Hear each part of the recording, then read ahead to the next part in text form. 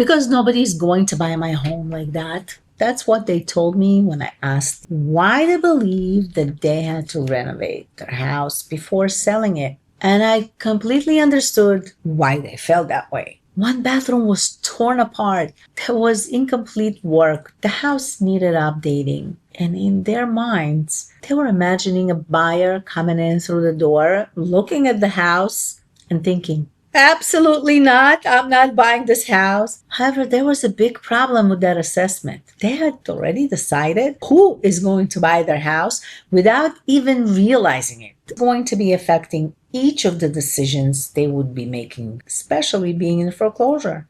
Because when they were thinking about someone buying their home, they were picturing someone who would come into the home and visualize themselves living there the way the home currently is. Where will I place my furniture? Which room will be mine? Do I like the kitchen? Can I live with the bathroom? Well, with regards to the bathroom, however, since there was no much of a bathroom to live with, from that perspective of the buyer, I can appreciate their concern. And so I had to ask them, what makes them feel like this is their only buyer? Again, they looked at me as though I had two heads or something. So I said, you guys are looking at your house from the viewpoint of someone who wants to enter, move in, and live in the house. But what if this is not the type of person that is most likely to buy this house? Since a house that appears as a problem to one buyer will appear completely differently to another. One buyer may walk into that gutted bathroom and say, I can't live like this. Another buyer may walk into the same exact bathroom and say, this is great. Half of the demolition has already been completed. Savings for me. Identical bathroom, identical house, and a totally different reaction. This is what I wanted these homeowners to realize. The condition of the home will not determine if a buyer will buy the house. The condition of the home will help determine who is most likely to buy the home. That is a totally different question because there's no such thing as just the buyer or one buyer. There are buyers who are looking for homes to move into and live in. Yeah. There are buyers who do not object to completing renovations before moving in. There are investors who will look at properties completely differently. There are contractors who may see opportunities in properties where a traditional home buyer will only see headaches. So depending upon the property, there may also be buyers who are considering what can be done with the property as opposed to how the property currently is. They are all looking at the exact identical house, but they are not buying the identical product. And this is where homeowners can often run into trouble.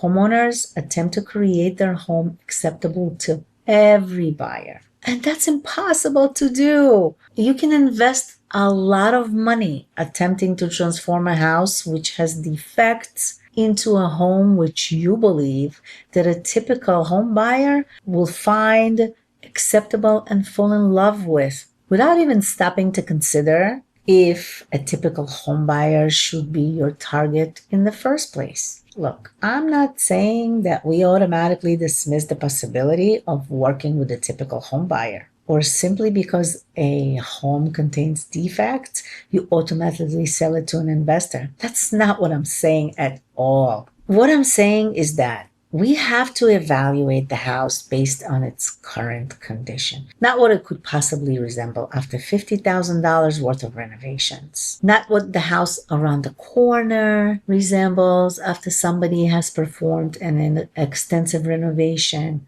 not what you wish it to resemble. We need to know, what are we actually marketing today? Because this is how the market will respond to our property. And once we recognize and understand this, then we can begin to identify who's realistically going to express interest in our property. And once we got to this stage in the discussion with the homeowners, they did not think of that gutted bathroom the same way anymore. It was still a defect and an issue.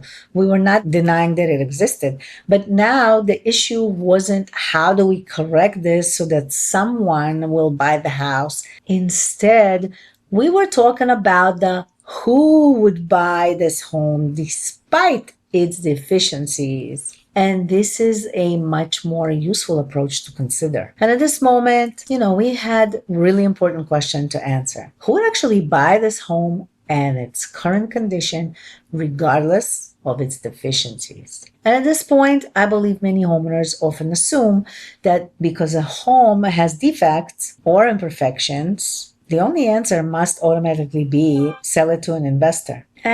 Not necessarily. A house does not have to be absolutely flawless for a typical home buyer to buy it. There are buyers who will undertake repairs. There are buyers who actually prefer homes that have not undergone complete renovations because they want to make their own decisions regarding improvements. However, there's a difference between an old kitchen and a kitchen that is in need of significant repairs before a buyer feels comfortable residing within it. This was what we needed to establish.